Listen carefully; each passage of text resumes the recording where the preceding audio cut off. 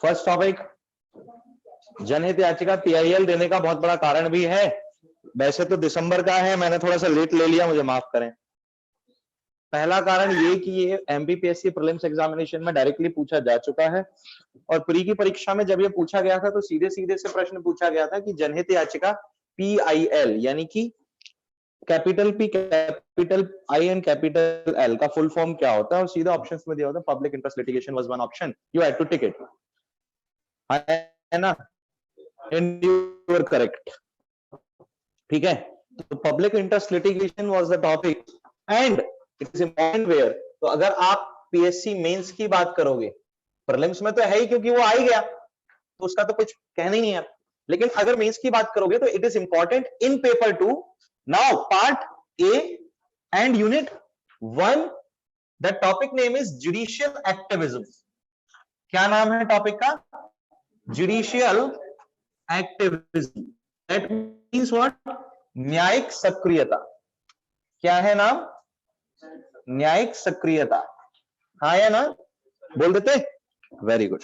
न्यायिक सक्रियता की जब हम बात करते हैं, ये इकाई 1 में है, यूनिट पार्ट A है पेपर 2 का। मिल रहा है? देखो न्यायिक सक्रियता वो दिखाई दे रहा है, दे रहे हैं। देखो ये एग्जैक्टली न्यायिक सक्रियता का भाग नहीं है, लेकिन भारत में न्याय व्यवस्था के अंतर्गत PIL यानी पब्लिक इंटरेस्ट लिटिगेशन का सिस्टम, जिसे हम बोलते हैं जनहित याचिका, को भारत में न्यायिक सक्रियता यानी कि जुडिशियल एक्टिविज्म के समतुल्य, यानी कि हम बोल सकते हैं कि इक्वल माना गया है, के पैरेलल माना गया है। It is not actually the judicial activism, but it is actually parallel to the judicial activism. न्यायपालिका की सक्रियता को यह दर्शाती है। भारत की न्यायपालिका जिसका शीर्ष नेतृत्व सुप्रीम कोर्ट के हाथ में होता है ना, हाँ या ना? बोलो भाई, यानी कि उच्चतम न्यायालय के हाथ में होता है ना? अरे अरे अरे, बोलो बोलो। ओके, और उसके बाद उच्च न्यायालय। कौन बोला सर्वोच्च न्यायालय? Very good, very good. उच्चतम न्यायालय सर्वोच्च न्यायालय को नहीं बोलते? नहीं नहीं, तू आ जा। उच्च न्यायालय यानी कि हाई कोर्ट्स। हाँ या ना? अरे बोलो भाई। And then after, the judiciary has been divided into many forms, like when we can talk about the district and session courts, हाँ या ना? Session courts, metropolitan courts, ग्राम न्यायालय इत्यादि। क्या? इत्यादि, हाँ या ना?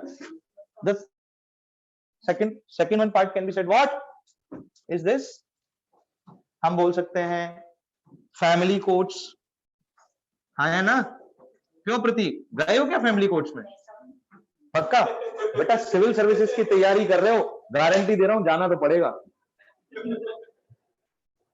और यूनिफॉर्म सर्विस लोगे तो पक्का जाना पड़ेगा। घर बचाना है कि नहीं बचाना, कि सिर्फ जिला बचाते फिरोगे? सिविल सर्वेंट एक ऐसा पद होता है जिसमें आदमी के पास दो ही विकल्प होते हैं, या तो जिला बचा लो या घर बचा लो। और अगर घर और जिला दोनों बचाना है तो फिर सामने वाला भी लोक सेवा की ढूंढना। मैं क्या कह रहा हूं, जब एकेडमी में ट्रेनिंग होगी ना तभी तेज हो लेना।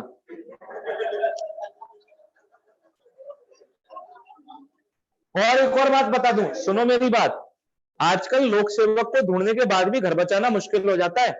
अगर विश्वास ना हो तो केस देख लो, नाम नहीं लेते बेटा, इस बात को ध्यान रखना। अब वो फिलॉसफी चली गई that doctor weds doctor, engineer weds engineer, collector weds collector. अब घर कहीं नहीं बचता, समझ रहे हो ना? अच्छा सवाल पता है क्या है, एक मेरा डाउट रहता है, अगर कोई न्यायाधीश और कोई न्यायाधीश जो स्त्री हो, महिला हो, और वो फैमिली कोर्ट में ही दोनों पदस्थ हो, और वो दोनों मियां बीबी हो, अब इन दोनों को ही संबंध विच्छेद करना है तो ये किसके पास जाते होंगे? मतलब ये तो वही वाली बात हो गई कि आंखों के डॉक्टर को आंखों में समस्या आई है। एक बार मैं एक डॉक्टर साहब के पास गया, यही हबीबगंज साइड, मेरे क्या बाल गिरने लग गए थे यार। मैं कहा डॉक्टर साहब मेरे बाल चले जाएंगे, मैं जब 2015 की बात है, बहुत अच्छा नाम सुना था साहब वो डॉक्टर का। मैं गया भैया, मैं बाहर अंदर गया और अंदर से बाहर लौट आया, पूछो क्यों? वो डॉक्टर साहब के खुद के सर पे नहीं थे। मैंने कहा ये तो अपने ही नहीं बचा पाए, ये तो अपने ही नहीं बचा पाए, मेरे कैसे बचाएंगे? चलो खैर, राइट। और नेक्स्ट आप काउंट कर सकते हो सिविल कोर्ट्स को, हाँ या ना? बेसिकली तो ये सेशन कोर्ट और डिस्ट्रिक्ट कोर्ट के अंदर आ जाते हैं, लेकिन I am talking about the magistrates court, like the district magistrates, he is actually at the rank of the collector, सब डिस्ट्रिक्ट मैजिस्ट्रेट, मेनी अदर्स, हाँ या ना? इन्हें भी न्यायिक पालिका यानी कि दंडाधिकार तो है ही, किसमें?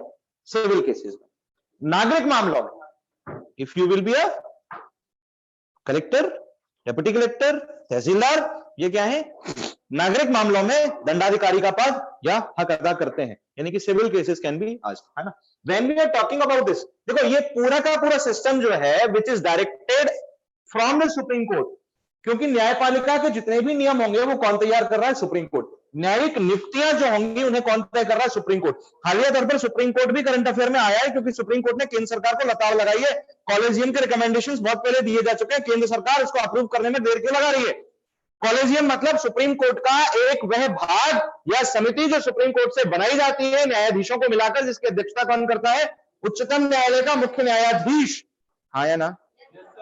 वो उच्चतम न्यायालय के मुख्य न्यायाधीश के नेतृत्व में बनी हुई समिति, जो कि न्यायालय में पदस्थ होने वाले न्यायाधीशों के नामों की सूची राष्ट्रपति को प्रदान करती है, और राष्ट्रपति उस सूची का प्रयोग कर,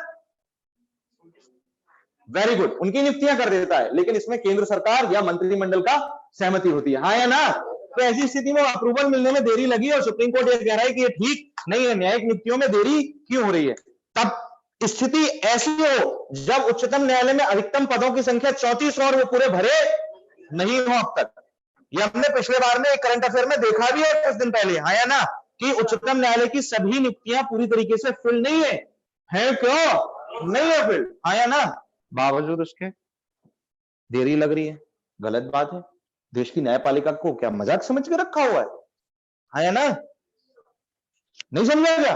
बॉम्बे हाईकोर्ट का फैसला देख लो, वैसे बेटा गलत नहीं है वो, वेरी गुड। मैडम जो है ना, उन्होंने वैसे फैसला बहुत सही दिया है, I am always with her, फैसला उनका गलत नहीं है। क्या प्रॉब्लम है कि नहीं, उन्होंने वैसे अपने तर्क में सही कहा न्यायाधीश ने। आपको मामला पता है कि सबको कल भी बात हुई थी, क्या है मामला? एक व्यक्ति पर 12 साल की बच्ची से छेड़खानी का आरोप लगाया गया। अब जब केस माइनर का आता है और सेक्सुअल असॉल्ट या सेक्सुअल हैरेसमेंट का केस होता है, तो वो पॉक्सो अधिनियम के अंतर्गत जाता है कि बच्चों के विरुद्ध या बच्चों के प्रति होने वाले यौन अपराधों पर निषेध का एक अधिनियम लाया गया, जिसको नाम दिया गया पॉक्सो अधिनियम, है ना? और उस अधिनियम के अंतर्गत न्यूनतम जो सजा तय की गई है, वो न्यूनतम सजा 3 वर्ष की है। कितनी है बेटा? 3 वर्ष की है, जबकि भारतीय दंड संहिता में छेड़खानी की सजा न्यूनतम 1 वर्ष की है। अब जिला और सत्र न्यायालय में, जब सत्र न्यायालय में, क्योंकि आपराधिक मामला था, देखो आप हमेशा सुनते हो डिस्ट्रिक्ट एंड सेशन कोर्ट, जिसे हम हिंदी में कहते हैं जिला एवं सत्र न्यायालय, हाँ या ना? बोलो भाई, अभी यहां पर भी आप चढ़ जाओगे अरेरा हिल्स पर, तो ऊपर आपको न्यायालय मिलता है, उस पर भी लिखा होगा जिला एवं सत्र न्यायालय। क्या मतलब है? जिला न्यायालय कोई भी न्यायालय तब होगा जब वो सुनवाई किसी दीवानी केस या सिविल केस की कर रहा है, लेकिन अगर सुनवाई किसी आपराधिक मामले की, क्रिमिनल केस की चल रही है ना, तो वो क्या बन जाता है? सेशन कोर्ट बन जाता है। यानी कि अगर न्यायाधीश आपराधिक मामले की सुनवाई कर रहा है तो वो सेशन जज है, और अगर न्यायाधीश सिविल मामले की सुनवाई कर रहा है तो वो सिविल जज है। सिविल जज नागरिक मामले या दीवानी मामले कैसे मामले होते हैं? मामले जैसे कि जिसमें कोई आपराधिक गतिविधि नहीं की गई हो, गाली गलौज, वैचारिक मतभेद, भ्रष्टाचार, है ना? इसमें कोई आपराधिक कृत्य तो हुआ नहीं। कोई आपराधिक कृत्य हुआ है क्या? आपराधिक कृत्य तो हुआ नहीं, हाँ या ना? भैया तुम आए मेरा लैपटॉप उठा के ले गए, इसे कहते हैं चोरी, हाँ या ना? दूसरा होता है क्रिमिनल केस, चोरी, डकैती, हत्या, लूटपाट, बलात्कार, किसमें आते हैं? क्रिमिनल केसेस में, यानी कि आपराधिक मामलों में। तो वो कहां जाएंगे? अगर तुमने भ्रष्टाचार किया तो कहां जाओगे? अगर तुमने हत्या कर दी तो कहां जाओगे? पक्का पक्का, इससे डर लगता है भैया। अरे भैया कुछ पता नहीं है। एक दिन तो मेरे पास आया, सर मेरे को है ना वो बुक दे देना हिस्ट्री वाली, ये ले गया। लाइब्रेरी में बैठा पढ़ रहा था और हिस्ट्री का पता था कौन सा सेक्शन निकाला, बौद्ध धर्म। और पता है क्या पढ़ रहा था उसमें, बौद्ध धर्म में अहिंसा। मच्छर आया उसी से चपेट दिया।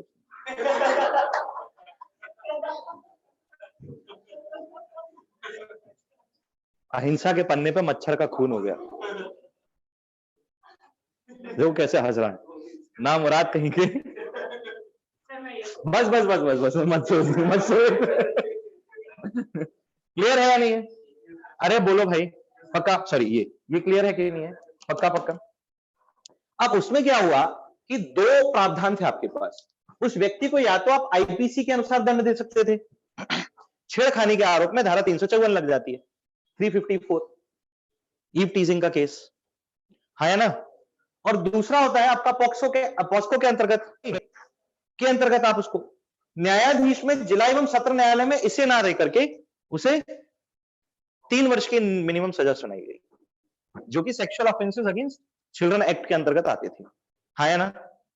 अब हुआ कुछ ऐसा कि जब ये मामला बॉम्बे हाईकोर्ट में सर्टेन पर्सन ने यानी एक्यूज ने चैलेंज किया, तो बॉम्बे हाईकोर्ट ने ये कह दिया बिल्कुल नहीं, ये पॉस्को अधिनियम के अंतर्गत आने वाला मामला है ही नहीं, ये किसके अंतर्गत आने वाला मामला है, आईपीसी। उन्होंने अपने न्याय में या अपने फैसले में ये कहा था कि किसी भी प्रकार का सेक्सुअल हैरेसमेंट यानी कि यौन उत्पीड़न सिर्फ तभी माना जाता है when the skin to skin touch हो और उसे सेक्सुअल ऑफेंस का इंटेंशन उसमें हो, यानी कि यौन उत्पीड़न की इच्छा उसमें रही हो और त्वचा से त्वचा का संपर्क हुआ। मैंने आपको बताया था इस तरीके से नहीं होता है कि आप किसी पब्लिक प्लेस पर खड़े हो and a lady when you touch her just by mistake कि किसी ने आपको पुश कर दिया, धक्का दे दिया और आपने उसको गलती से टच कर दिया, this is not actually kind of. तो न्यायाधीश ने बोला कि इस तरीके से आप किसी को भी सेक्सुअल ऑफेंस नहीं मान सकते, सेक्सुअल हैरेसमेंट नहीं मान सकते, तो आप आईपीसी में जाइए 354 में, उसको मिनिमम 1 साल की सजा हो सकती है, 3 साल की नहीं।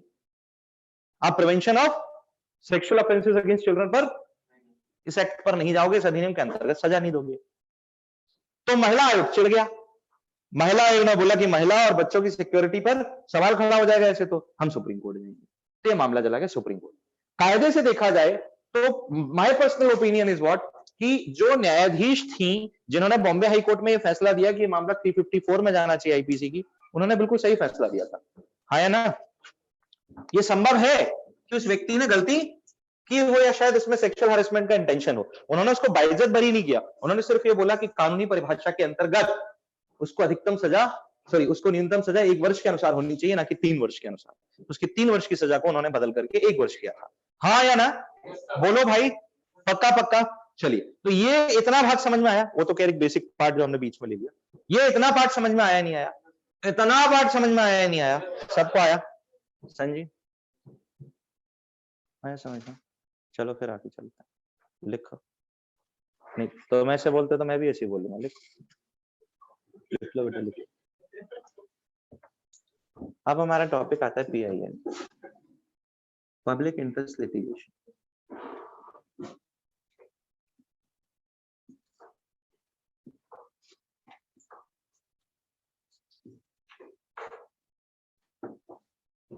जनहित याचिका,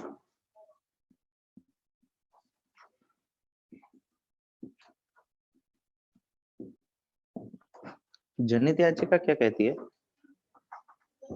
जनहित याचिका कहती है ऐसा थोड़ी होता है चित भी मेरी पट भी मेरी अंटी मेरे पप्पा की। बोलो बोलो क्या पढ़ रहे हो? हाँ वेरी गुड। संजीव क्या पढ़ रहे हो? जनहित याचिका।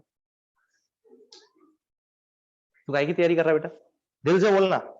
हाँ वेरी गुड, ये सीडीएस की तैयारी कर रहा है। तो पता है when you will B standing in the war, पता है जवानों वो पाकिस्तानी वो हमारी धरती पर अधिकार करना चाहते हैं, हमें अपने खून की लास्ट बूंद तक लड़ना है, हटना नहीं है। अब वो कह रहे होंगे भाई तुम मरने की प्लानिंग बना रहे हो, किसने बनाया इसको अधिकारी? कसम से ऐसे बोलेंगे।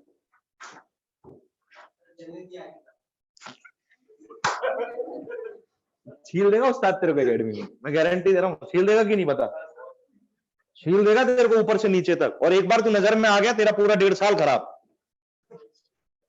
एक बार नजर में आया 1.5 साल खराब, ही मेरी गारंटी है। ट्रेनिंग नहीं जाएगी, पर इसकी जो हालत बनेगी उसके बाद, मतलब है ना, ये हलक से जवान खींच के फाड़ देंगे तेरा गला, फिर निकलेगी आवाज। जब तो निकालेगा सही में बेटा, फाड़ देंगे नीचे से निकाल के। अरे वहां तो सब यही है, नहीं तो वो तो बोलेंगे भैया ये मरने की प्लानिंग कर रहा है यहाँ पे हमारे। कायदा ये थोड़ी होता है, उसके पास एक सॉल्यूशन होता है, उसके पास एक एनर्जी होती है, एनर्जी प्लस सॉल्यूशन होता है ना। हाँ, अभी चिल्ला के भी ऐसी बात बोलोगे, देखो वो दुश्मन उस चोटी पर बैठा है, आराम से बोल रहा है, हम अपने खून की एक एक बूंद तक लड़ेंगे और उन्हें छोड़ेंगे नहीं। हमारी हाईकमान से बात हुई है, अगली पार्टी आने में सुबह तक का टाइम लगेगा, हम रात भर अपनी अंतिम सांस तक लड़ते रहेंगे। तू ना मरवाया बेटा। A real officer, how to treat the jawans. An officer always thinks from his effective intelligence. Sources को फाइंड करता है। वो क्या बोलेगा, वो देखो ऊपर छोटी पर दुश्मन, लेकिन अभी हम कम हैं और वो ज्यादा हैं। हमारे को सहायता मिलने में अभी रात भर, हमारे को उनको खत्म नहीं करना, हमारे को उनको सिर्फ रात भर वही रोके, हम सुबह पूरे वेग से आक्रमण करेंगे। हाँ या ना? तो वो कुछ प्लान करेगा। कैसे प्लान्स? हम 2 दलों में या 3 दलों में विभाजित हो जाते हैं। पहला दल दाएं से, दूसरा दल बाएं से, तीसरा दल सामने से। दाएं और बाएं वाले दल तीसरे दल को आगे बढ़ने के लिए रास्ता बना करके देंगे। वो तब तक गोलीबारी करते रहेंगे जब तक तीसरा दल सुरक्षित एक स्थान पर, ऊंचाई पर ना पहुंच जाए। और ऐसा करके हम इनको रात भर रोक के रखेंगे।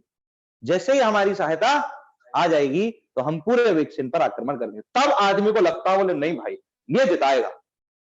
और पहला वाला भाई चिल्ला के बोल रहा था, पर उनको ये लगेगा ये मरवाएगा।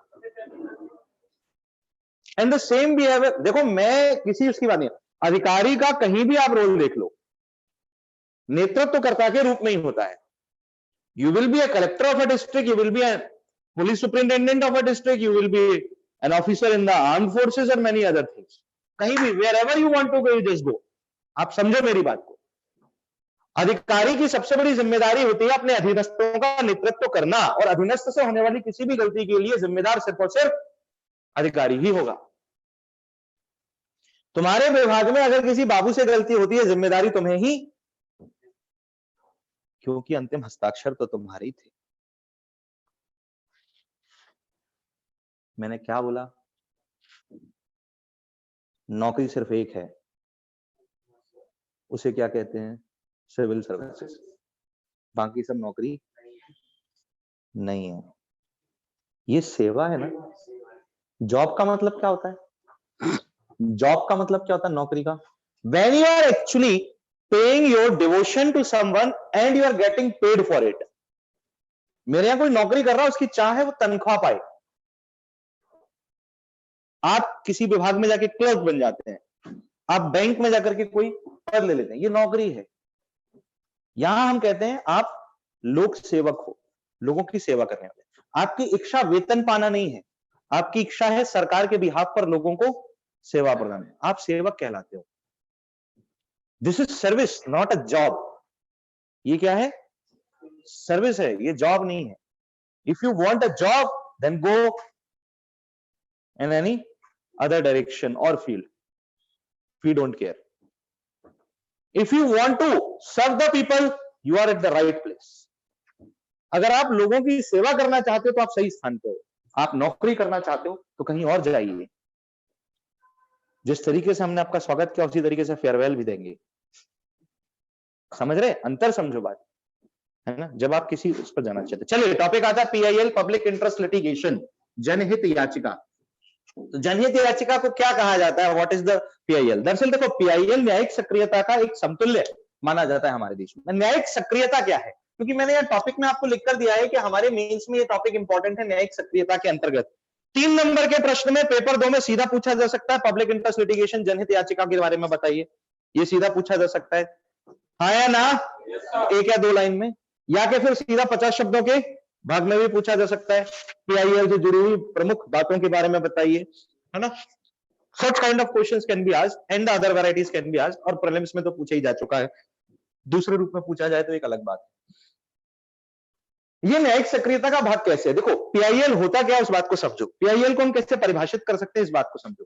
अगर मैं पीआईएल की एक परिभाषा देना चाहूं तो पीआईएल की परिभाषा में कुछ इस तरीके से दे सकता हूं कि यह है भारत की न्याय व्यवस्था के अंतर्गत, जरा ध्यान से सुनना, क्या है, भारत की न्याय व्यवस्था के अंतर्गत एक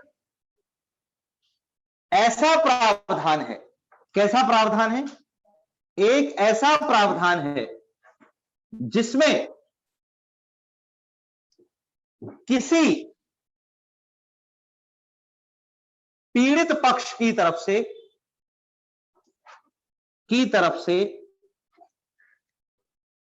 जनहित का उद्देश्य मानकर न्यायपालिका के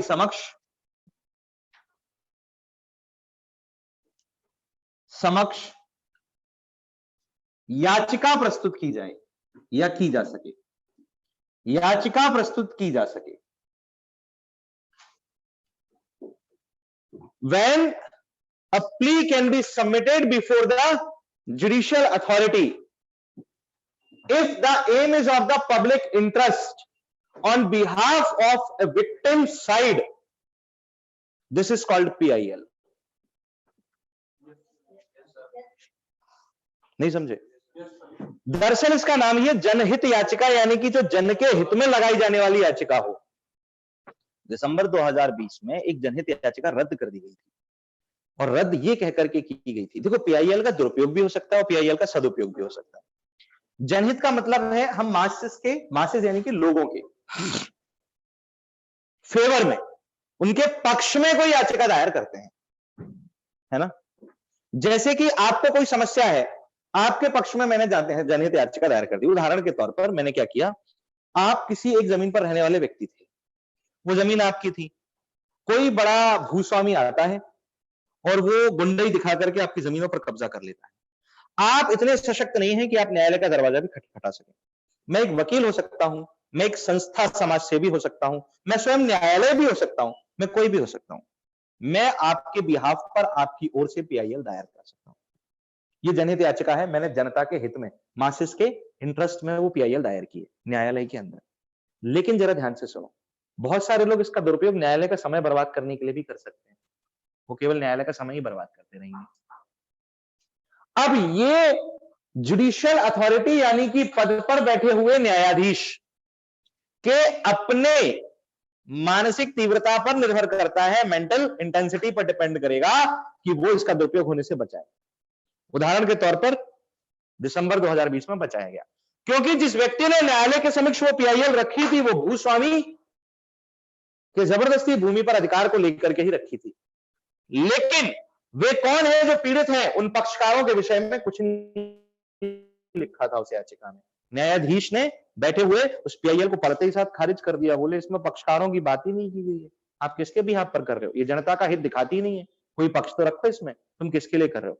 कुल मिलाकर के पीआईएल न्यायालय में दी गई एक ऐसी याचिका है कि जिसको जो देता है वो पीड़ित नहीं है, पीड़ित कोई और है लेकिन देने वाला कोई और है। आप समझ में आई बात, पीआईएल है क्या, कोई पीड़ित है तो उसका दुख दर्द हमसे नहीं देखा जा रहा, हम उसके बिहाफ पर पीआईएल दायर कर सकते हैं। ये पीआईएल उच्चतम न्यायालय में जाती है, पीआईएल उच्च न्यायालय में जाती है, हाँ या ना, बोलो। अगर उच्च न्यायालय में जाती है तो 2 कॉपी जाती है, उच्चतम न्यायालय में जाती है तो 5 कॉपियां जाती हैं, हाँ या ना। जिसके विरुद्ध दी जा रही है उसको भेजनी होती है, जो पक्षकार है उनको देनी होती है, न्यायालय है जो उनको देनी होती है, हाँ या ना। अरे बोल दो पक्का पक्का। क्या आपको पीआईएल समझ में आती है, जनहित याचिका समझ में आती है? What is the full form of PIL? Public interest litigation, हाँ या ना। क्या है ये? महत्वपूर्ण बिंदु है इसके अंदर, वो महत्वपूर्ण बिंदु इसके अंदर क्या है जरा सुनो।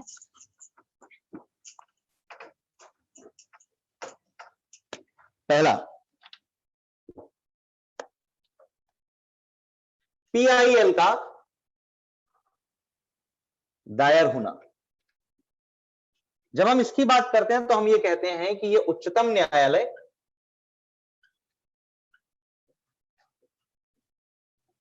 या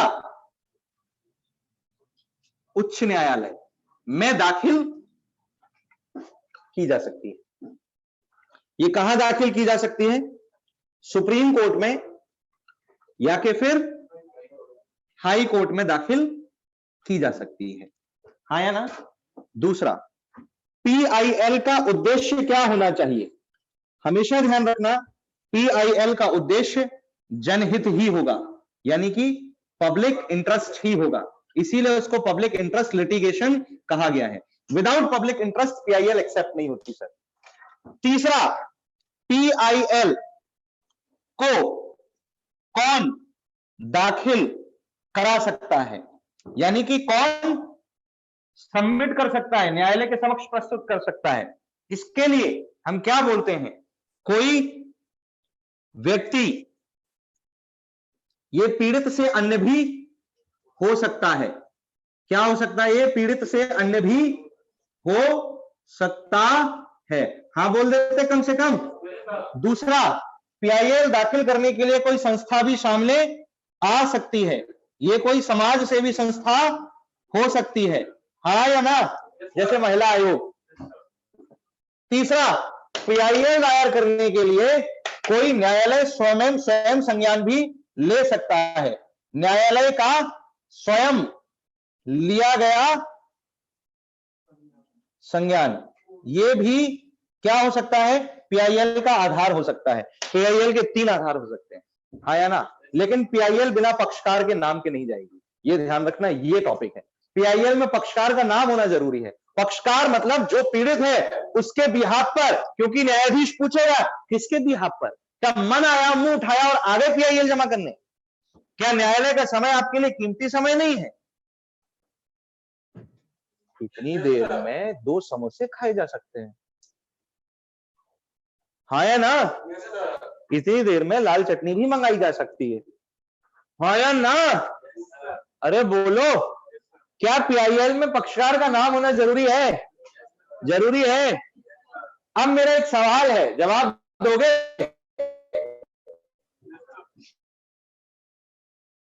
पक्का?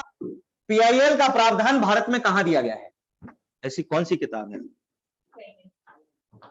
अच्छा, आईपीसी में मतलब पीआईएल रेडी है, फिर न्यायालय कैसे एक्सेप्ट करेगा? एक्चुअली ये जो कॉन्सेप्ट है, ये न्यायालय ने खुद से चालू किया। वेरी गुड, न्यायालय की स्व सक्रियता पर आधारित है, न्यायालय की स्वयं की विधि है। ध्यान रखना, पीआईएल की विधि, अभी कोई लिखना नहीं बेटा, पाप पड़ेगा, मैं बता रहा हूं, कसम है मेरे, पेपर नहीं निकलेगा तुम्हारा अगर तुमसे पेन से। न्यायालय की पीआईएल की विधि क्या है? पीआईएल की विधि क्या है? What is the law of PIL? तो आप क्या बताते हो? पीआईएल का प्रावधान संविधान समेत, किसके समेत? किसी भी कानून में नहीं है। किसमें नहीं है? किसी भी कानून में नहीं है, नहीं है। किंतु, क्या बेटा? किंतु, परंतु, बट, लेकिन, मगर, किंतु न्यायिक सक्रियता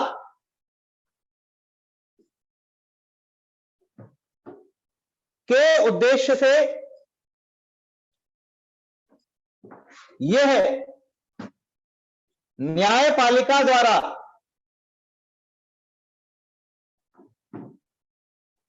स्वयं स्थापित की गई विधि है, की गई विधि है। हो गई परिभाषा तैयार? This is PIL, this is just a PIL. छापा नहीं छपा? कसम उतारी।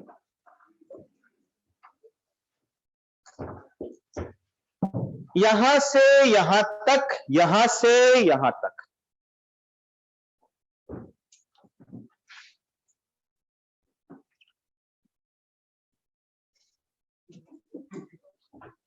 गलत मत उतारना।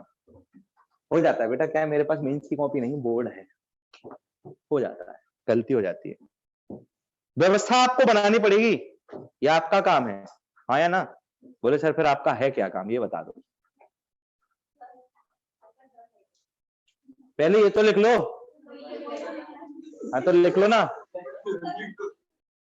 गामा रेज वाला चश्मा लाओ, आर पार जो निकल सके मेरे। इसका मतलब गामा रेज की हाईएस्ट पेनिट्रेशन कैपेसिटी होती है, इसी को तो सामान्य ज्ञान कहते हैं ना। अब 4 नारे हो गए अपने, जय जवान जय किसान, कौन बोला? जय जवान जय किसान जय विज्ञान, कौन बोला? जय जवान जय किसान जय विज्ञान जय अनुसंधान, कौन बोला? Very good. मैं जब प्राइम मिनिस्टर बनूंगा तो क्या बोलूंगा?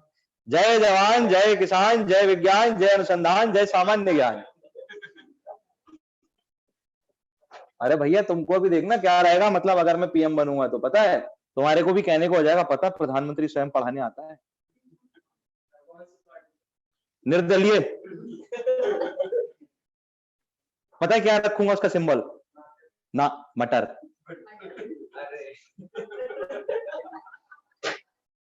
और उसका प्रचार भी ऐसे करवाऊंगा, गाना डलवाऊंगा, पता उसमें क्या? बिरयानी में से मटर निकाल दी और बैगन के भरते में डाल दी।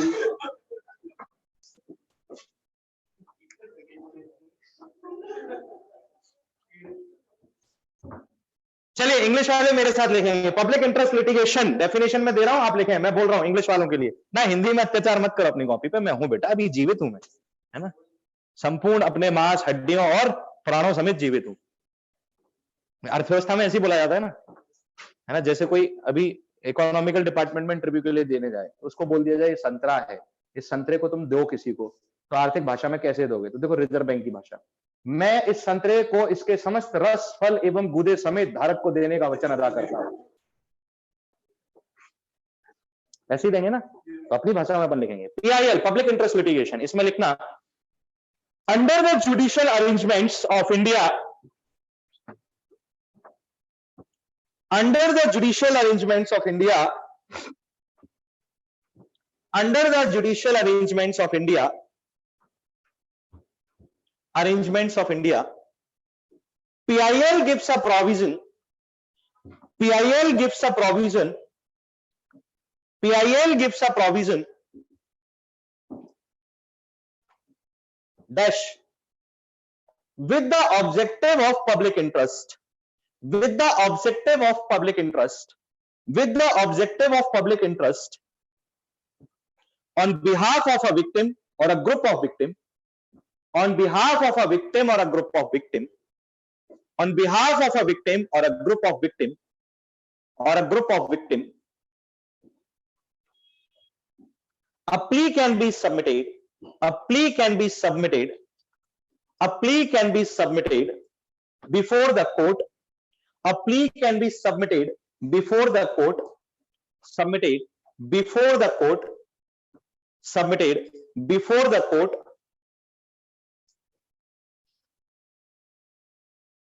by a third party, by a third party। सवाल है पीआईएल का दायर होना किसके समक्ष दायर की जा सकती है, हाँ या ना? तो पीआईएल उच्चतम न्यायालय, उच्च न्यायालय के समक्ष दायर हो सकती है। लिखना हेडिंग डाल के या क्वेश्चन बना करके, PIL can be submitted, PIL can be submitted, can be submitted in which court, in which court dash either in the supreme court or in the high court। थोड़ी सी विधियां अलग होती हैं, either in the supreme court or in the high court, हाँ या ना?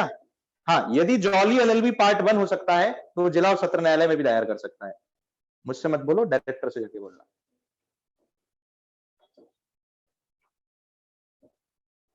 Clear है? What is the objective of PIL? लिखना What is the objective of PIL? Dash करके लिखना पब्लिक इंटरेस्ट, जनहित। What is the objective of PIL? What is the objective of PIL? PIL का उद्देश्य क्या है? तो जब हम इसकी बात करते हैं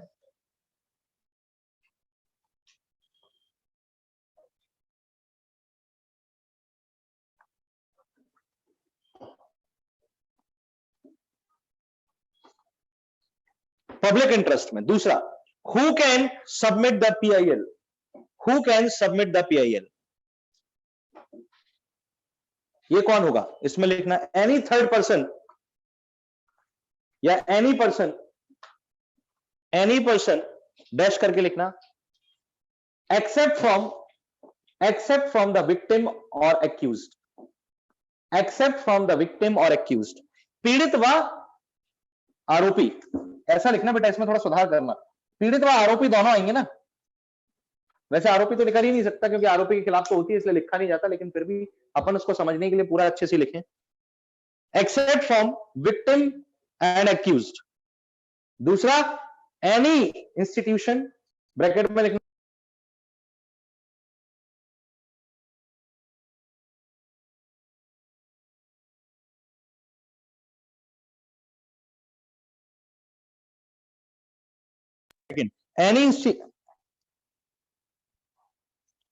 any institution accepted from social organization, social services organization। तीसरा, न्यायालय का स्वयं लिया गया संज्ञान, न्यायालय का स्वयं लिया गया संज्ञान, न्यायालय का स्वयं लिया गया संज्ञान, स्वयं लिया गया संज्ञान, यानी कि the self cognition of court, self cognition of court. Last, PIL की विधि क्या है? What is the method, what is the method, what is the method, method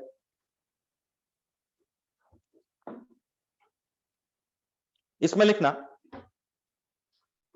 under the provision of PIL,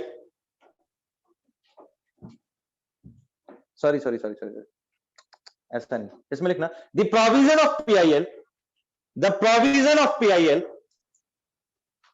is not mentioned in any law including the constitution, in any law including the constitution, while it is inspired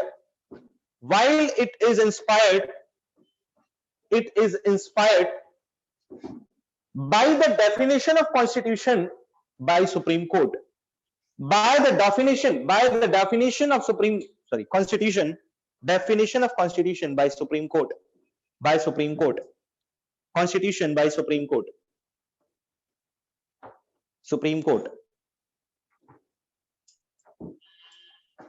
that means it is a self-established process of court, it is a self-established process of court with the objective of judicial activism, established process of Supreme Court with the objective of judicial activism। किसी को कुछ भी समझ में नहीं आया हो तो बेझिझक पूछो, दागो, सवाल दागो। हाँ, सर्वोच्च न्यायालय से कुछ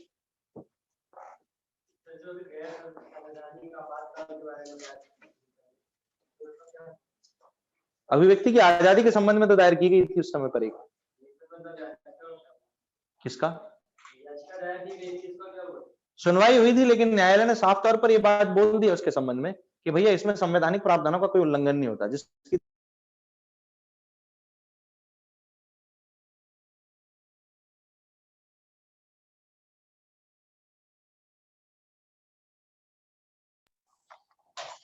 ये भी बड़े गजब ही रहते हैं यार।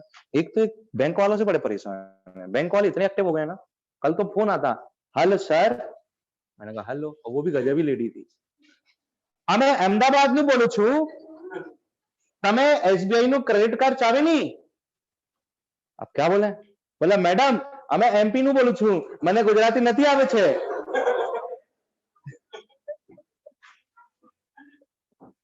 बोले सॉरी सर।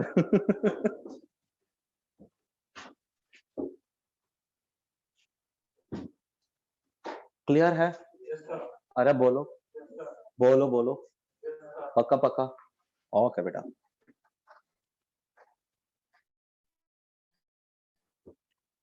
एक सवाल और है, पीछे बेटा, पीछे बेटा, पीछे संवैधानिक आपात की स्थितियां जो होती हैं उस पर न्यायपालिका का साफ विधान ये था कि यदि ये जनहित के अंतर्गत आता है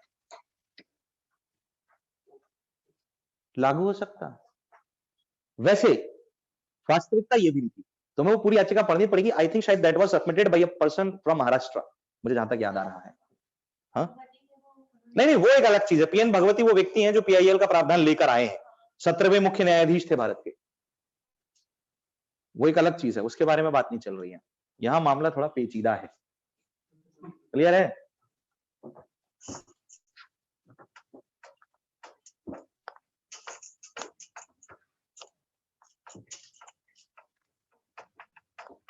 चलो ये क्वेश्चन उठाते हैं। Who brought the PIL to India? PIL को भारत में लेकर कौन आया? इंक को ठंड लग गई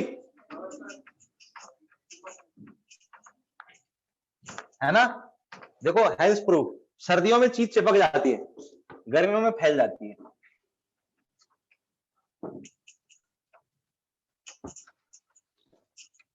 भौतिकी का कंसेप्ट है ना, लो टेम्परेचर पे इंट्रामोलिकुलर फोर्सेस ज्यादा लग जाते हैं और हाई टेम्परेचर पे ब्रेक हो जाते हैं। बोले सर देखो फालतू की बात को किया मत करो, जो पढ़ा रहे हो वो पढ़ा करो, फालतू में फिजिक्स केमिस्ट्री मत घुसेड़ा करो किसी भी सब्जेक्ट में, हमें तकलीफ हो जाती है।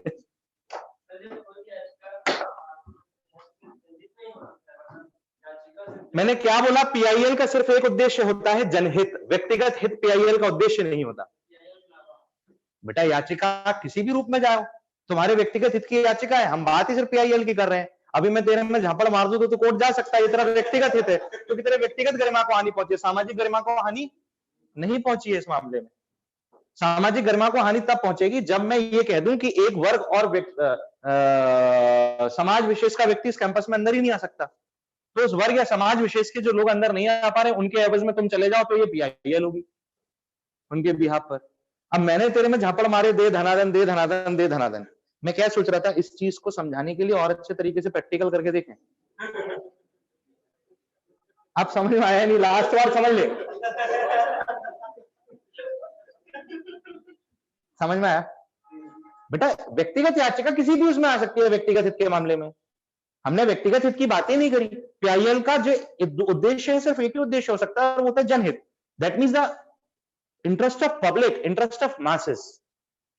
पीड़ित पक्ष जो है वो ऐसा पक्ष होना चाहिए जिससे जनता का हित जुड़ा हुआ हो, या कि फिर वो मामला व्यक्तिगत मामला है तो वो ऐसा मामला हो जिस मामले में फैसला आने से अन्य कई मामलों को प्रभाव पड़ जाता हो, तो वो जनहित है। नहीं समझे?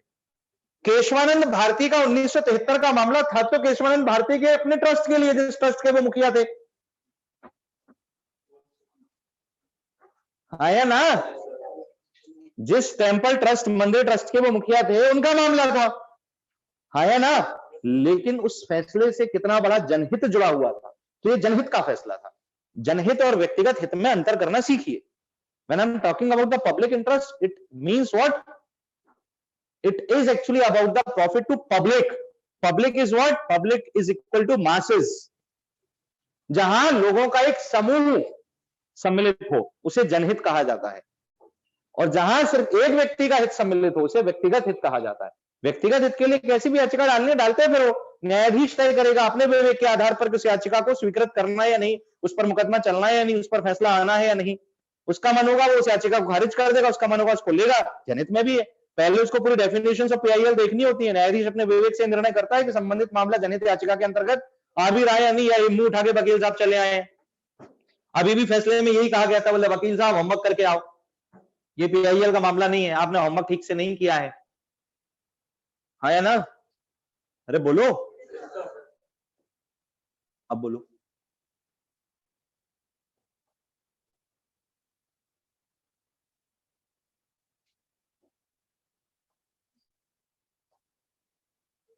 पक्का। अगला भाग, who brought the PIL to India? Bharat में पीआईएल का प्रावधान किसके प्रयासों से आया था? हम बताते हैं, भारत में पीआईएल का प्रावधान आया था पीएन भगवती के प्रयासों से। इस बात को ध्यान रखना। अरे इधर देखो, अरे इधर देखो, एक्चुअली में the PIL provision was initially started in America.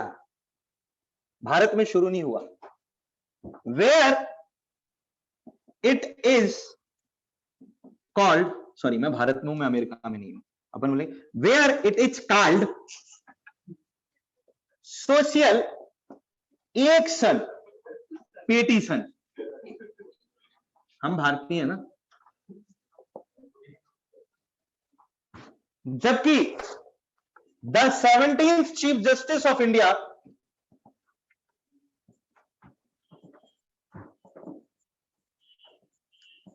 PN Bhagwati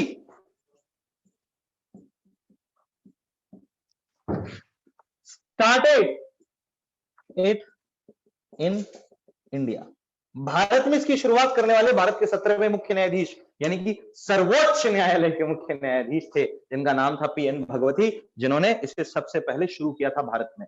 यानी कि उस खंडपीठ में पीएन भगवती विराजमान थे, जिस खंडपीठ ने पीआईएल को स्वयं की सक्रिय विधि के आधार पर स्वीकार किया था संविधान की उच्चतम न्यायालय द्वारा दी गई व्याख्या में। देखो, कॉन्स्टिट्यूशन में अगर कोई समझ में नहीं आ रही है तो उसकी व्याख्या करने का अधिकार सिर्फ और सिर्फ एक ही अधिकारिता का है पूरे भारत में, और वो अधिकारिता कौन सी है? वो अधिकारिता है उच्चतम न्यायालय, सर्वोच्च न्यायालय फॉर यू, यानी कि the Supreme Court of India. Only the Supreme Court of India has the authority to define the constitution, and define the constitution said that PIL must be an essential part under the judicial activism theory in India for the public interest। Very good बेटा, very good. फेफड़े फट के बाहर आ जाए इससे पहले बोल दिया करो। तो अमेरिका में सबसे पहले लाई गई थी, और अमेरिका में इसका नाम था सोशल एक्शन पिटीशन, यानी कि सामाजिक कार्यवाही याचिका। क्लियर है? ये समाज के हित में वहां पर भी थी, हाँ या ना? बोलो भाई। देखो, जो बाइडेन ने अपना पहला वादा पूरा कर दिया, नस्लीय भेदभाव निषेध के लिए अधिनियम पर हस्ताक्षर हो गए, कानून पारित हो जाएगा। जो बाइडेन ने अपने सबसे पहले इलेक्शन कैंपेन में यही कहा था कि मैं अमेरिका में नस्लीय भेदभाव को मिटा के रख दूंगा, हाँ या ना? और डोनाल्ड ट्रंप जो है वो, हाँ, एक तो समझ में आता नहीं वो क्या बोल रहा है, जो अजीब हो जाता है वो, एक तो पूरा हिल जाता है, पर उसका मतलब गजब ही है, मतलब पूरा डोनाल्ड डक रखा हूं। चलो लिख लो। अच्छा, अब हिंदी वालों के लिए बोलना पड़ेगा। पीआईएल की याचिका भारत में कौन लाया? पीआईएल की याचिका भारत में कौन लाया? भारत में कौन लाया? इसमें लिखना। पीआईएल याचिका को सर्वप्रथम, पीआईएल याचिका को भारत में सर्वप्रथम, याचिका को भारत में सर्वप्रथम, सॉरी भारत में नहीं, पीआईएल याचिका को सर्वप्रथम अमेरिका में शुरू किया गया, अमेरिका में शुरू किया गया, जहां इसे सामाजिक कार्यवाही याचिका कहा गया है, जहां इसे सामाजिक कार्यवाही याचिका कहा गया है, याचिका कहा गया है, सामाजिक कार्यवाही याचिका कहा गया है, कहा गया है। यद्यपि भारत में इसे सर्वप्रथम, यद्यपि भारत में इसे सर्वप्रथम भारत के 17वें मुख्य न्यायाधीश, भारत में इसे सर्वप्रथम भारत के 17वें मुख्य न्यायाधीश, भारत के 17वें मुख्य न्यायाधीश एच.एन. हेमवती, एच.एन. हेमवती द्वारा लाया गया। हम भजन में लिखते हैं, हे राम, हे राम।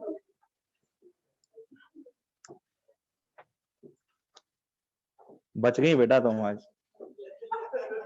मुझे सही बताओ किस किसने पाप कर लिया? सही लिखा है। किस किसने पाप किया बताओ तो। बेटा HN हेमवती को काट के PN भगवती लिख लो। वो PN भगवती, HN हेमवती नहीं है। क्या है, क्लास में अपन को शारीरिक रूप से ही नहीं, अपनी आत्मा समेत बैठना होता है, इस बात को ध्यान रखो। समझो इस बात को, ये बहुत बड़ी बात है। क्यों प्रतीक? प्रतीक का मतलब क्या होता है? सिंबल, है ना? Very good.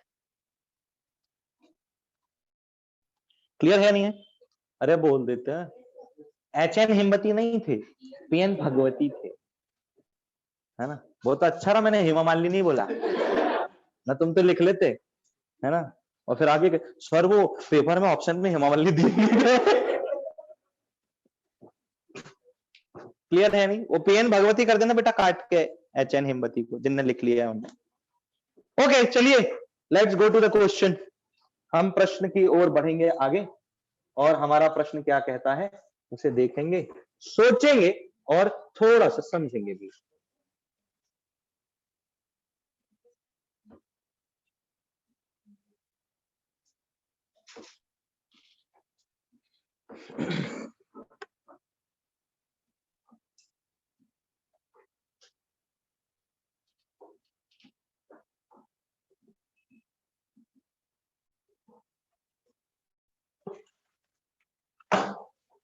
इसे हटा दूं ना?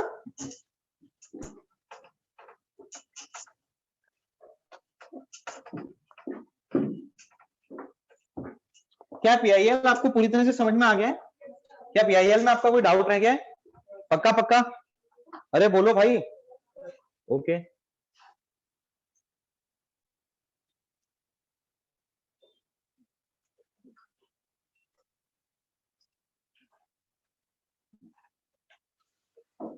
What the first question is जनहित याचिका।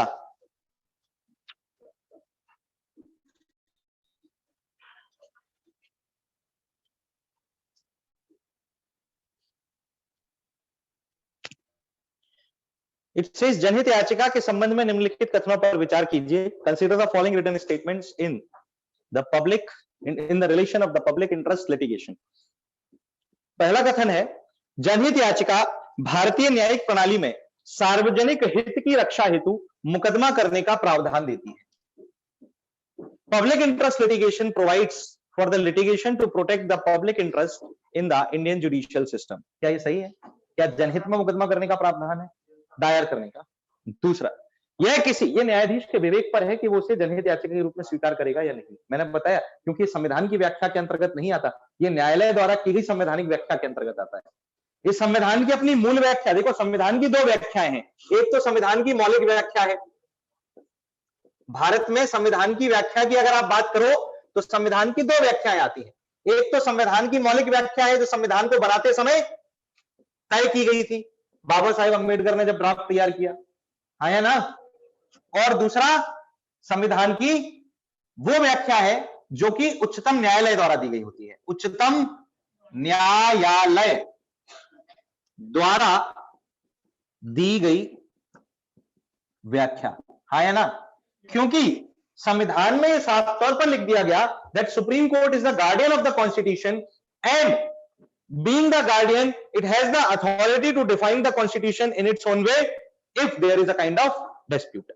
यदि संविधान को समझने में हमसे कोई दिक्कत होती है या संविधान में किसी प्रावधान, किसी छुपे हुए प्रावधान या वास्तविक प्रावधान के संबंध में किसी भी प्रकार का विचार प्रस्तुत किया जाना होता है, तो उच्चतम न्यायालय द्वारा दी गई परिभाषा को ही अंतिम परिभाषा माना जाता है। यानी कि कुल मिलाकर कहने वाली बात यह है कि भारत के संविधान के अनुसार ही भारत के संविधान की व्याख्या करने का अधिकार सिर्फ एक को ही है, और वो उच्चतम न्यायालय है। Only the Supreme court can define the constitution.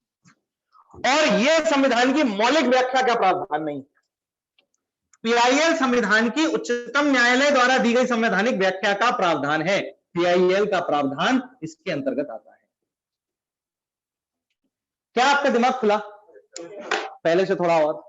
सर्वोच्च न्यायालय द्वारा की गई व्याख्या के अनुसार। वेरी गुड बेटा, तूने छेड़ दिया आज। दूसरा पॉइंट कहता है यह किसी भी नागरिक संस्था या स्वयं न्यायालय द्वारा किसी पीड़ित के पक्ष में दायर की जा सकती है।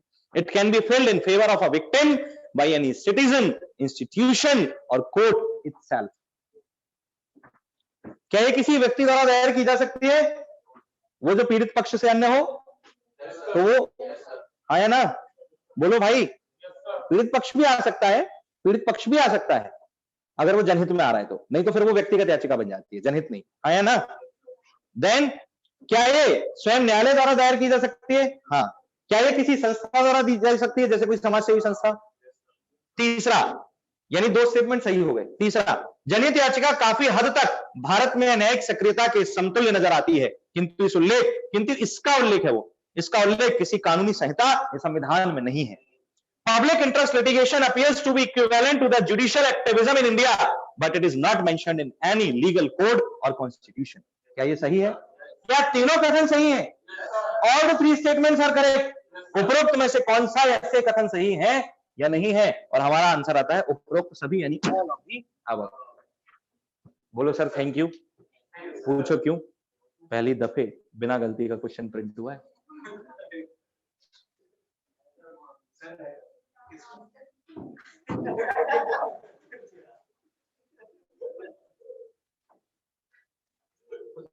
बड़ा टेस्ट होने दे, बताऊंगा तेरे को।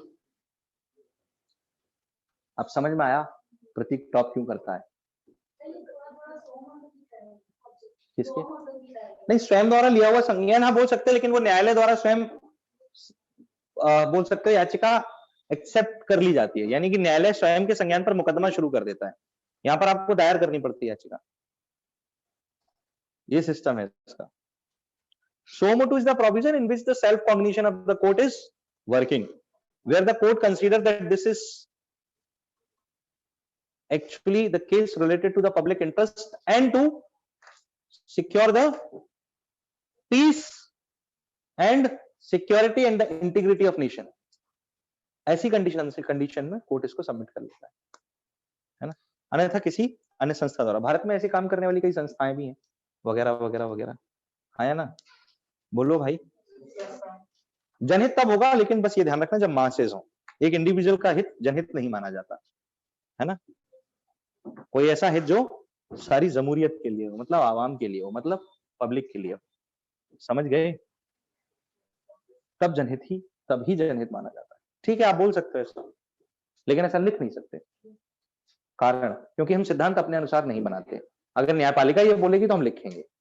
ये न्यायपालिका की परिभाषा है जो मैंने आपको लिखवाई, और मैंने आपको सिर्फ उतना ही लिखवाया जितना न्यायपालिका बताती है। न्यायपालिका जो नहीं बताती उसे मेंस में मत लिखना, वरना उसके बाद मेंस का जो चेक करने वाला होगा कॉपी, वो आपको बताएगा। अब आपको ये तय कर लेना है कि आपको किससे जानना है। समझ गए? पक्का? बोलो। Okay. Second topic is world economical forum, विश्व आर्थिक फोरम। ये भाग आपका सिर्फ प्रीलिम्स के एग्जामिनेशन में इंपॉर्टेंट है, मेंस के एग्जामिनेशन में इसका किसी से कोई वास्ता होना चाहिए भी नहीं।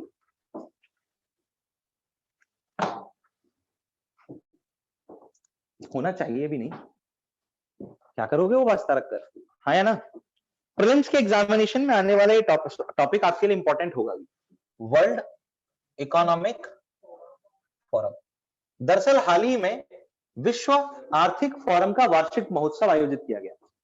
Recently the annual fest of World Economic forum was started, जिसमें प्रधानमंत्री मोदी जी ने ऑनलाइन जाकर के सभा को संबोधित किया, और उसमें कोविड महामारी के दौरान भारत सरकार द्वारा स्थापित सभी व्यवस्थाओं, उसके औचक किए गए प्रयासों और उनकी सफलताओं के बारे में बताया। साथ ही साथ भारत किस दिशा से किस गति में आर्टिफिशियल इंटेलिजेंस यानी कि कृत्रिम बुद्धिमत्ता की ओर आगे बढ़ता जा रहा है, उसके संबंध में, प्रगति के संबंध में पूरी दुनिया के समक्ष अपने विचार प्रस्तुत किए। हाँ या ना? जिसमें उन्होंने अपनी उपलब्धियां भी बताई और विश्व को एक नई दिशा देने के बारे में अपना वक्तव्य दिया। हाँ या ना? अरे बोलो भाई। लोगों के मुताबिक प्रधानमंत्री मोदी का जो भाषण था, उसके हिसाब से लोगों का यह कहना भी है कि भारत वर्ष 2021 में विश्व की महाशक्ति बन जाएगा। मोदी जी हैं तो वेरी गुड बेटा। लोगों का ऐसा कहना है, उन लोगों में हम और आप भी आते हैं। तो वर्ल्ड इकोनॉमिक फोरम का मतलब है क्या, जरा इस बात को समझने की कोशिश करते हैं। टॉपिक इज विश्व आर्थिक फोरम। हाँ बोल देते बेटा, अच्छा लगता सुनने में, वेरी गुड। ऐसे हाँ बोलते रहा करो। ये बोलता है यस सर, पर जोर से तो बोलता है कम से कम। क्यों बेटा? हाँ सर, हाँ सर बोल दिया करो, नहीं तो। देखो, फोरम का एक मतलब क्या होता है बेसिकली। फोरम, बहुत सारी फोरम्स काम करते हैं दुनिया में भी, राष्ट्रीय स्तर पर भी। एजुकेशनल फोरम्स भी बहुत सारी हैं जो काम करती हैं। आपने यूथ फोरम का नाम सुना होगा, वो कार्य करता है। Forum is what?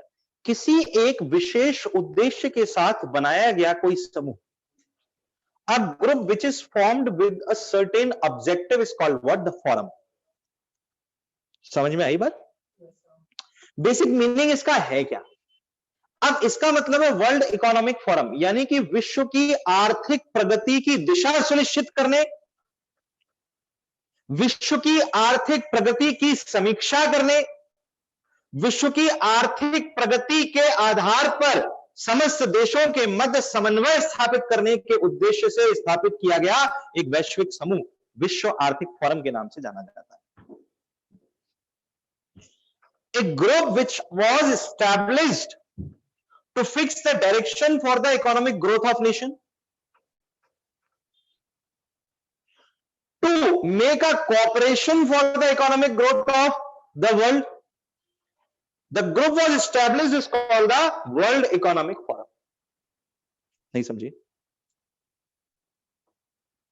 वर्ष 1939 से 1945 के मध्य विश्व में एक ऐसी घटना हुई जिसे पूरा विश्व आज तक भूल नहीं पाया, और यह घटना थी यूएसए के हवाई द्वीप में एकदम से होनोलुलु समुद्र से बाहर आया था। वर्ल्ड वॉर 2, यानी कि विश्व युद्ध द्वितीय। इस विश्व युद्ध ने हमें बहुत कुछ दिया, लेकिन हमसे बहुत कुछ ले लिया। इस विश्व युद्ध ने हमें बहुत कुछ दिया, लेकिन हमसे बहुत कुछ, और दुनिया के तमाम राष्ट्रों के साथ।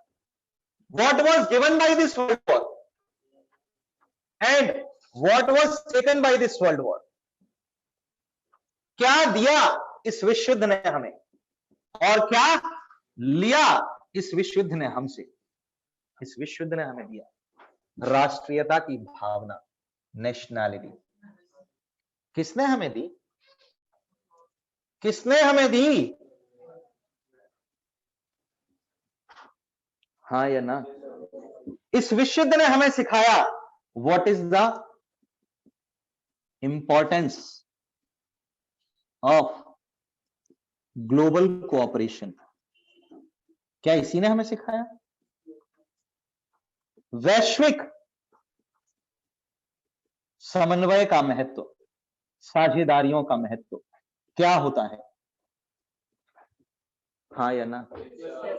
बोलो, पक्का पक्का 100%।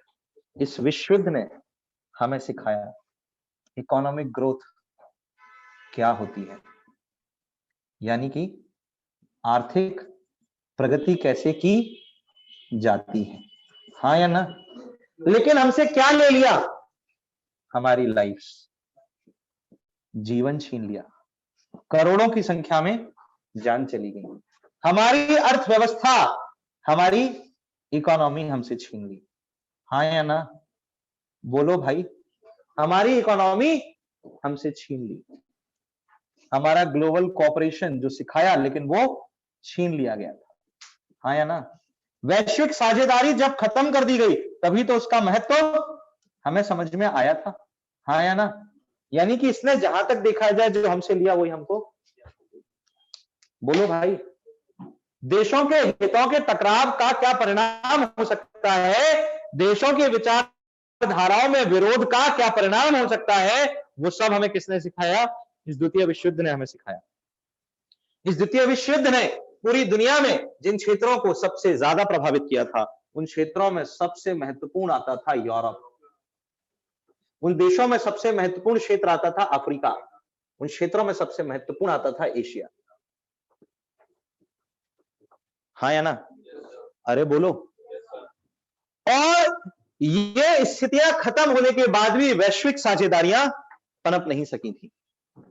ग्लोबल कोऑपरेशन दुनिया की सबसे बड़ी नीड बन चुका था, क्योंकि ये बात पूरी दुनिया को समझ में आ चुकी थी कि अगर वैश्विक साझेदारी स्थायी तौर पर मजबूती के साथ स्थापित नहीं की गई तो ये विश्व युद्ध की घटनाएं रोकी नहीं जा सकेंगी। हमें एक दूसरे के ऊपर डिपेंडेबल बनाना ही पड़ेगा। मैंने आपको बहुत बार बताया है, अगर हम अपने आप पर एक आत्मनिर्भरता बना दें किसी और के लिए, तो हम आपस में लड़ना खत्म कर देंगे। जे भैया अगर इनसे एक डील कर लें और वो डील हो, बोले सुनो, एक दिन मैं क्लास आऊंगा, एक दिन तुम क्लास आना। एक दिन जब मैं क्लास आऊंगा तो मैं तुम्हारे नोट्स भी तैयार कर दूंगा, एक दिन जब तुम क्लास आओगी तो तुम मेरे नोट्स भी तैयार कर देना। तो ये दोनों कभी लड़ेंगे नहीं, क्योंकि ये लड़े तो इनको लगेगा नाराज हो गई तो नोट्स कौन तैयार करेगा एक दिन के, और वो लड़ी तो वो सोचेगी ये नाराज हो गया तो मेरे नोट्स एक दिन के कौन तैयार करेगा। यानी कि अगर एक दिन का आराम चाहिए और किसी और से नोट्स तैयार करवाने हैं तो दोनों को साझेदारी में और अपने किसी भी प्रकार के आपसी मनमुटाव और मतभेद को भूल करके एक दूसरे के हितों की रक्षा, हाँ या ना? वैश्विक साझेदारी का मतलब भी यही था, दो या दो से अधिक देश अगर एक दूसरे के प्रति साझेदार हो, कहने का मतलब है व्यापारिक दृष्टिकोण से, सांस्कृतिक दृष्टिकोण से, आर्थिक दृष्टिकोण से, सैन्य दृष्टिकोण से, सामाजिक दृष्टिकोण से और अन्य सभी संभावित दृष्टिकोणों से एक दूसरे के ऊपर अपनी आपसी निर्भरता बना लेते हैं, म्यूचुअल डिपेंडेंसी बना लेते हैं, तो उनके बीच में एक वैश्विक साझेदारी यानी कि ग्लोबल कॉपरेशन बन जाता है। This global cooperation prohibits them both to overtake the interest of each other। एक दूसरे के वैश्विक हितों को वे दोनों ही समाप्त करने से डरेंगे और वैश्विक हितों की क्या करने लगेंगे? रक्षा करने लगेंगे। बावजूद इसके, क्योंकि इस वैश्विक साझेदारी के लिए ही वर्ष 1945 में हमने जिस समूह की स्थापना की थी, उस समूह को ही हम आज संयुक्त राष्ट्र संघ के नाम से जानते हैं, यानी कि यूनाइटेड नेशंस के नाम से जानते हैं। लेकिन बावजूद इसके कई ऐसी गतिविधियों और संस्थाओं और संगठनों और समूहों की आवश्यकता हमें पड़ी जो इस वैश्विक साझेदारी में, एक म्यूचुअल डिपेंडेंसी तो भारत और चीन के मध्य भी है। क्या भारत और चीन एक दूसरे के लिए व्यापारी सहयोगी हैं? क्या एक दूसरे के ट्रेड पार्टनर्स हैं? हाँ है। क्या एक दूसरे के सांस्कृतिक सहयोगी हैं? हाँ है कि नहीं है? लेकिन जब क्षेत्रीय सहयोग की बात आती है, रीजनल कोऑपरेशन की बात आती है, सीमा पर समन्वय की बात आती है, बॉर्डर पर कोऑपरेशन की बात आती है, तो वो दोनों लैला और मजनू बन जाते हैं। समस्या है, तुमने भविष्य नहीं देखा, फ्यूचर रेडी लोग नहीं हो तुम लोग। क्या तुमने लैला मजनू को सिर्फ तब तक देखा जब तक उनकी मृत्यु हुई? अब कल्पना करो, इसे कहते हैं सिविल सर्विसेज पढ़ना। फर्ज करो लैला मजनू एक दूसरे से अटूट मोहब्बत करते थे कि नहीं करते थे? लेकिन पता है क्यों करते थे? क्योंकि उनकी मृत्यु तक उनका विवाह नहीं हो पाया था। अब फ्यूचर रेडी बनो, अगर उनकी शादी हो गई होती ना,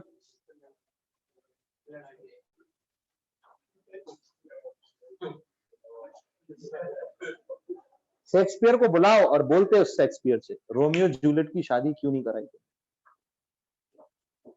एक बार कराता तो दुनिया को हकीकत तो पता चलने देता।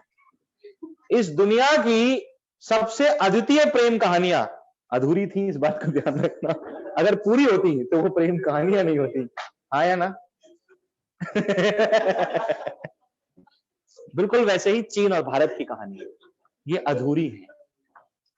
क्या है ये दोनों कहानियां अधूरी हैं, पूरी नहीं हो पाई। क्लियर है? क्षेत्रीय सहयोग जब आता है चीन और भारत के मध्य, तो वो क्षेत्रीय सहयोग नहीं दिखता। क्या समन्वय है? बावजूद इस संस्था के होने के बाद, और जब दोनों सदस्य संस्था के भीतर सदस्यता लिए हुए हैं, जिनमें से चीन तो उसका स्थायी सदस्य सुरक्षा परिषद के अंतर्गत आता है, बावजूद उसके वो इतना जिम्मेदार नहीं हो पाता कि वो दूसरे देशों की सीमाओं का अतिक्रमण करने से रुक जाए। ये बहुत बड़ी चीज है कि चीन जैसा देश संयुक्त राष्ट्र संघ की सुरक्षा परिषद का स्थायी सदस्य रहने के लायक नहीं है। जो देश दूसरे देशों की सीमाओं, अपने पड़ोसी देशों की सीमाओं का अतिक्रमण करने में भरोसा रखता हो, वो देश कभी भी ऐसे जिम्मेदार संगठन का स्थायी सदस्य नहीं हो सकता। चीन के स्थान पर उसका सदस्य होने का वास्तविक हकदार भारत है।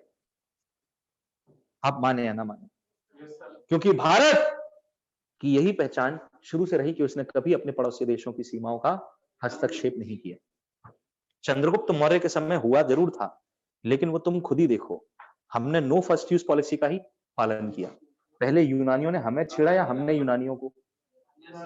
यूनानियों ने हमें छेड़ा ना। फिर हमने तो साफ बोल दिया, बेटा तुमने 354 करी है ना, हम तो 375 पे जाएंगे, आओ हम तुम्हें खदेड़ते हुए जाएंगे, तुमने छेड़ा कैसे?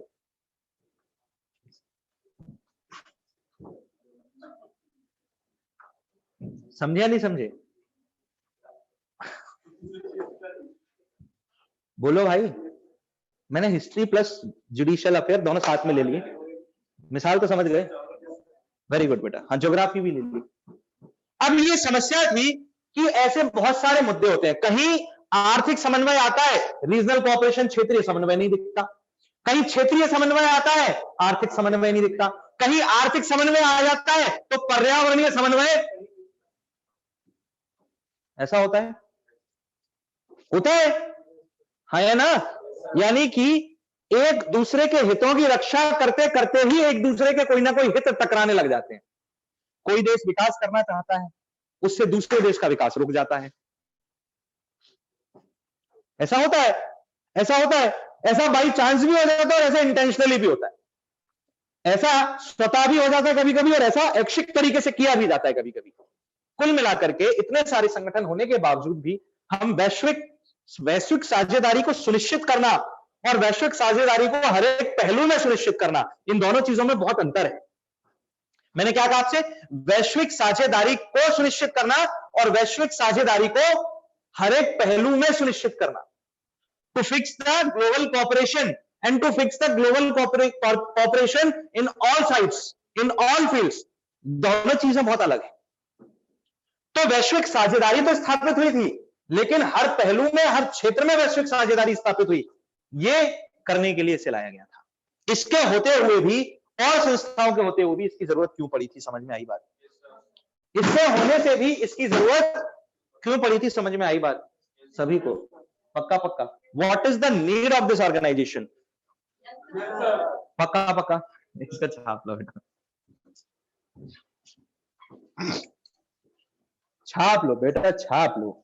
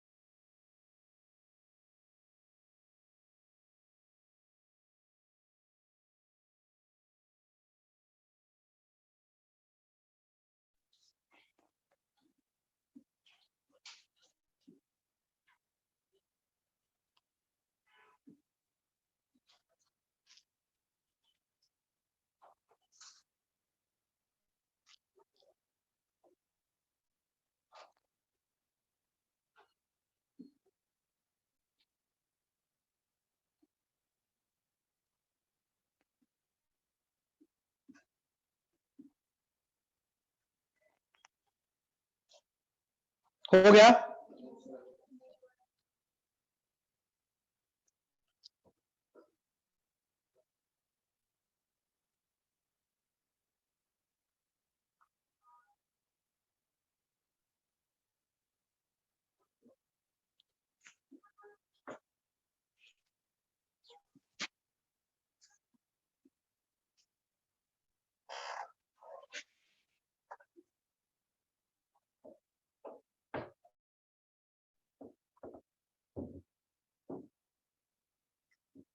हटाऊं?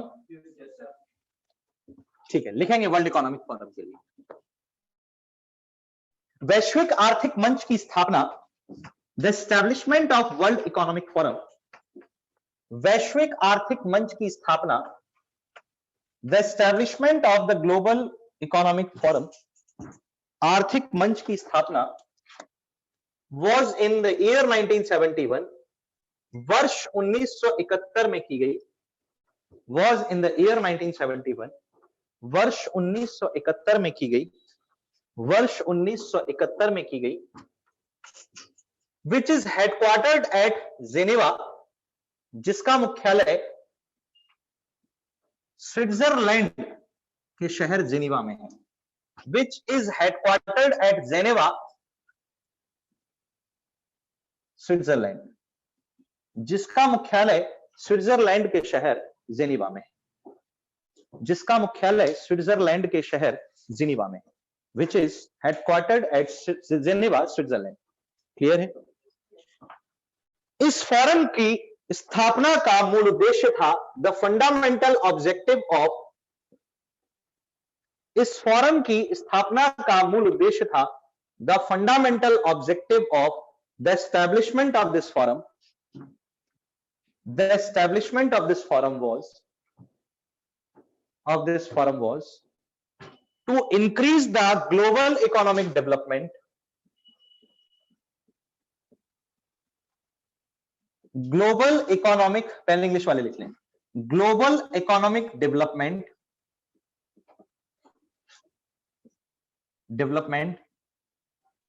according to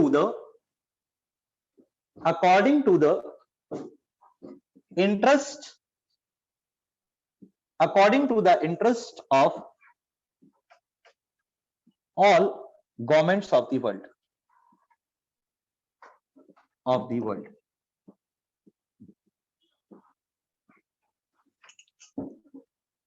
सभी सरकारों के हितों का ध्यान रखते हुए, सभी सरकारों के हितों का ध्यान रखते हुए, देखो बोर्ड पे लिखा हुआ है इंग्लिश वालों का, सभी सरकारों के हितों का ध्यान रखते हुए, हितों का ध्यान रखते हुए वैश्विक आर्थिक प्रगति को सुनिश्चित करना।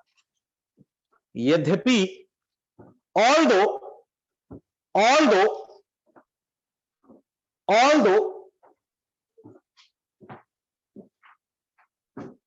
by the world Economic forum, और बाय दिस फोरम, इस फोरम द्वारा, बाय दिस फोरम, इस फोरम द्वारा, बाय दिस फोरम, इस फोरम द्वारा लोगों के हितों का ध्यान भी रखा जाता है।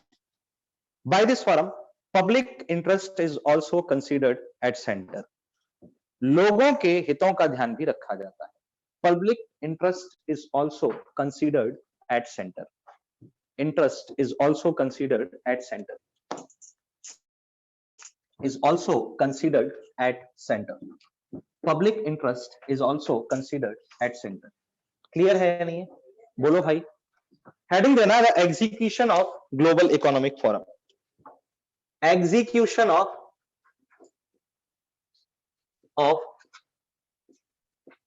Global economic forum. वैश्विक आर्थिक मंच की क्रियाविधि या वैश्विक आर्थिक मंच,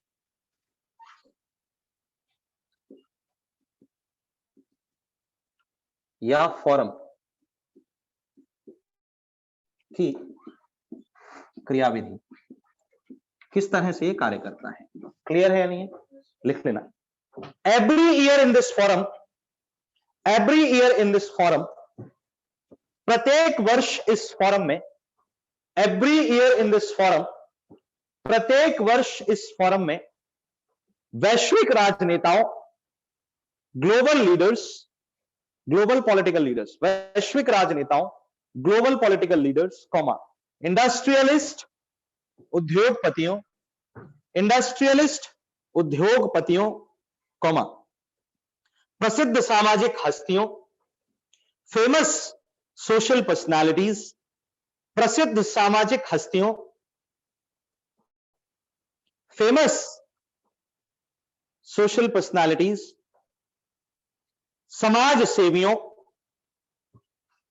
सोशल सर्वेंट्स, समाज सेवियों, सोशल सर्वेंट्स, लोक प्रतिनिधियों, पब्लिक रिप्रेजेंटेटिव्स,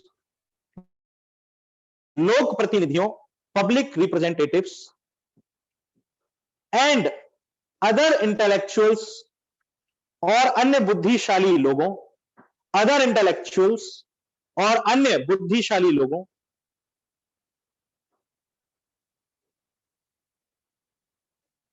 को सम्मिलित किया जाता है, आर इंक्लूडेड, को सम्मिलित किया जाता है, अन्य बुद्धिशाली लोगों को सम्मिलित किया जाता है, आर इंक्लूडेड, ये सब लोग इसमें शामिल किए जाते हैं। हर वर्ष की इसकी बैठक में इन लोगों को बुलाया जाता है। क्यों बुलाया जाता है? इसमें अभिनेता भी जाते हैं, इसमें नेता भी जाते हैं, इसमें समाज सेवी भी जाते हैं, इसमें चित्रकार कलाकार भी जाते हैं, इसमें पर्यावरणविद भी जाते हैं, इसमें धर्म को, अध्यात्म को, विज्ञान को, तकनीकी को समझने वाले बुद्धिशाली लोग भी जाते हैं, कानून को समझने वाले बुद्धिशाली लोग भी जाते हैं। यानी कि ऐसा कोई क्षेत्र नहीं जिसका बुद्धिशाली इसमें भाग ना ले। आप समझे नहीं समझे? और ऐसा क्यों किया जाता है? ऐसा इसलिए किया जाता है कि समाज में विद्यमान हर वर्ग के प्रतिनिधि को इस फोरम में भागीदार बनाया जाए और उसके समक्ष रहकर के विश्व की आर्थिक प्रगति की बात की जाए और वो अपने विचार इसमें रखे कि वो जिस क्षेत्र का प्रतिनिधित्व कर रहा है उस क्षेत्र को इस आर्थिक प्रगति के मॉडल से क्या नुकसान हो सकता है या क्या फायदा हो सकता है। हम चौतरफा वर्ग की बात करते हुए आर्थिक प्रगति में विश्वास करेंगे। इस विश्वास के साथ वैश्विक स्तर पर इस फोरम को स्थापित किया। किसके हितों का टकराव है, किसके हितों का टकराव नहीं है, यानी कि सभी के हितों की रक्षा करना इस संस्था में एक मूल उद्देश्य माना गया। आर्थिक प्रगति के साथ सभी के हितों की रक्षा, the safety of all interest with the global economic growth. This is the main objective of this organization. That's why the representatives of all possible fields in the world are being made the participants in this. है ना? बोलो भाई, इसमें लिखना the meetings of global economic forum, वैश्विक आर्थिक forum की बैठक है, the meetings of global economic forum.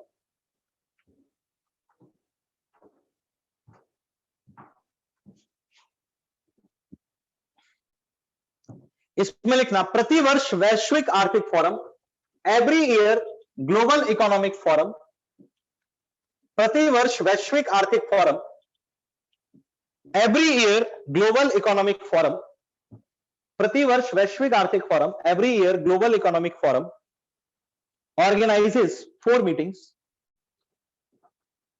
Organises 4 meetings, 4 बैठकें आयोजित करती है, organises 4 meetings. First, world Economic forum annual festival, Hindi में विश्व आर्थिक फोरम वार्षिक महोत्सव. दूसरा,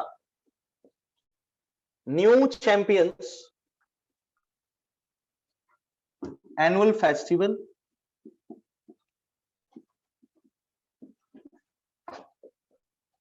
new champions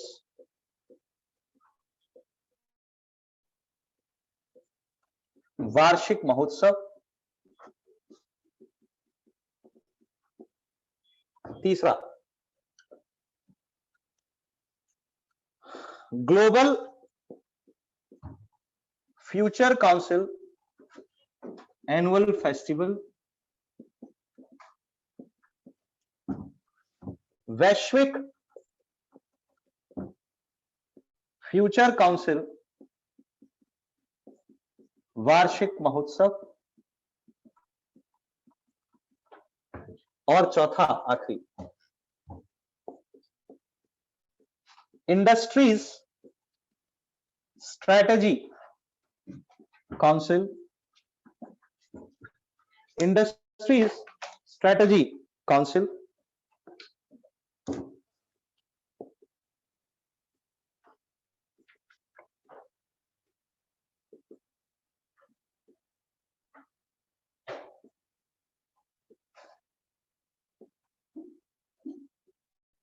industries strategy council, ये 4 बैठकें आयोजित होती हैं। आप भी जिसे देख रहे हो ये वर्ल्ड इकोनॉमिक फोरम है जो अभी आयोजित हुई। ये हर साल जनवरी के महीने में सर्दियों में आयोजित होती है। इसे शीतकालीन महोत्सव भी कहते हैं, सर्दियों के महीने में आयोजित होती है। हाँ या ना? तो भारत में इसे शीतकालीन महोत्सव के नाम से भी जाना जाता है। ये ग्रीष्मकालीन होता है, न्यू चैंपियंस। ये चीन में आयोजित होता है, ये डावोस में होता है। डावोस सिटी में आयोजित होता है, डावोस शहर में, या दावोस शहर में आयोजित होता है, स्विट्जरलैंड में। हाँ या ना?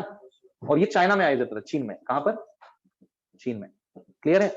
और इन दोनों की जगह तय की जाती है। क्या की जाती है? जगह तय की जाती है। हाँ या ना? बोलो भाई। The venue is being selected. ये ध्यान रखना।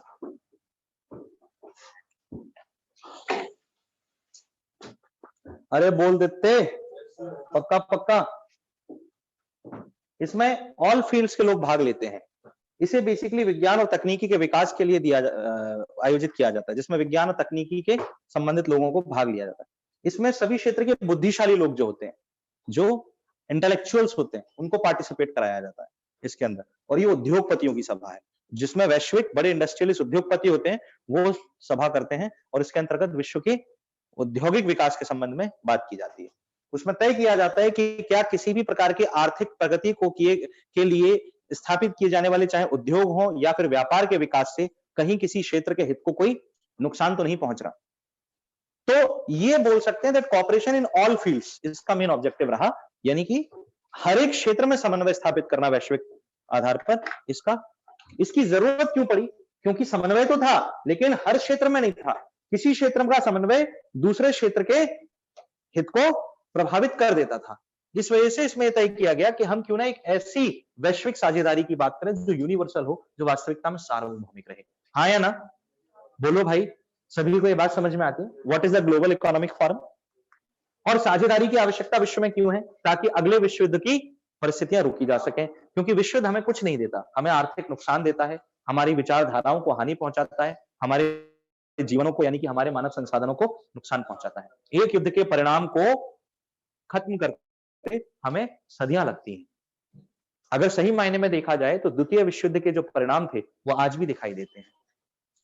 नहीं देते क्या? बिल्कुल देते। 16वीं और 17वीं शताब्दी के दौरान से हमने जो औद्योगिक क्रांति की शुरुआत का विचार स्थापित किया और औद्योगिक क्रांति में जो हमने प्रगति दर्ज की थी, उसे सिर्फ 6 वर्षों में ढा दिया गया था, 1939 से 1945 के बीच। हमने करीब करीब अपने 300 से 500 सालों की मेहनत को सिर्फ 6 सालों में नष्ट कर दिया था, और उसको आज तक हम उसी रूप में वापस नहीं ला पाए। ये विश्व युद्ध का नुकसान था जो हमने झेला, और हम वापस ऐसे किसी नुकसान को झेलना नहीं चाहते। इस बात की कदर दुनिया संभालती है।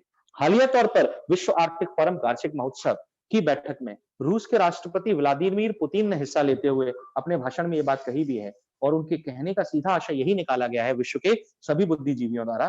वो कहते हैं कि अब दुनिया के हर देश को एक नई स्थिति के लिए तैयार हो जाना चाहिए। सभी अपनी कमर कस के रखें, ना जाने युद्ध की स्थितियां कब पनप पड़े। और इस बयान को बहुत गंभीरता के साथ लिया भी जा रहा है, क्योंकि रूस के राष्ट्रपति के द्वारा दिया गया यह बयान दुनिया की वर्तमान स्थिति को ध्यान में रख करके दिया गया है। हाँ या ना? जिस तरीके से वैश्विक राजनीतिक परिवेश बदल रहा है, वर्ल्ड पॉलिटिकल सीनरी चेंज हो रही है, और जिस तरीके से हालिया तौर पर विश्व में कुछ घटनाएं देखने को मिली, उदाहरण के तौर पर चाहे वो कोरोना की महामारी हो, और कोरोना की महामारी में हर एक राष्ट्र द्वारा सिर्फ अपने अपने बारे में सोचना, वैश्विक साझेदारी तो कहीं दिखाई ही नहीं दे रही थी। वैक्सीन की होड़ में भी आपको ग्लोबल कॉपरेशन दिखाई ही नहीं दे रहा। कहीं दिखाई दे रहा है क्या? हर राष्ट्र बस अपनी अपनी वैक्सीन बेचने पर तुला हुआ है। कि हम अपनी बेच दें कैसे धन कमाएं, क्योंकि अर्थव्यवस्था को सभी की चोट पहुंची है। जीडीपी पूरी दुनिया की ही माइनस गई है, अकेले भारत की नहीं गई, अकेले यूएस की नहीं गई। हाँ या ना?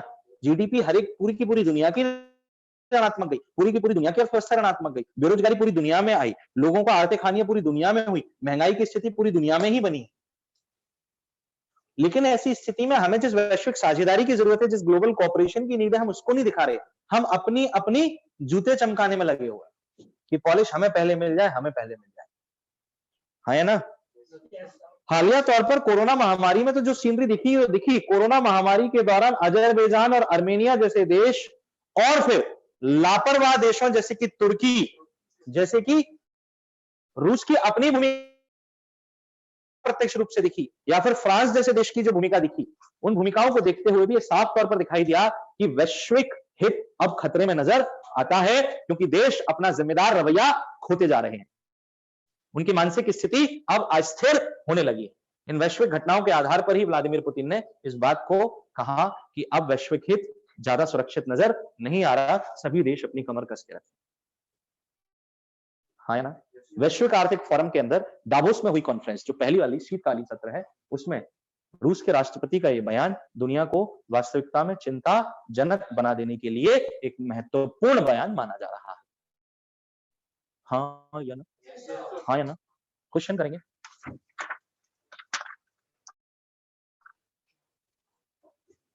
इसको हटा दूं?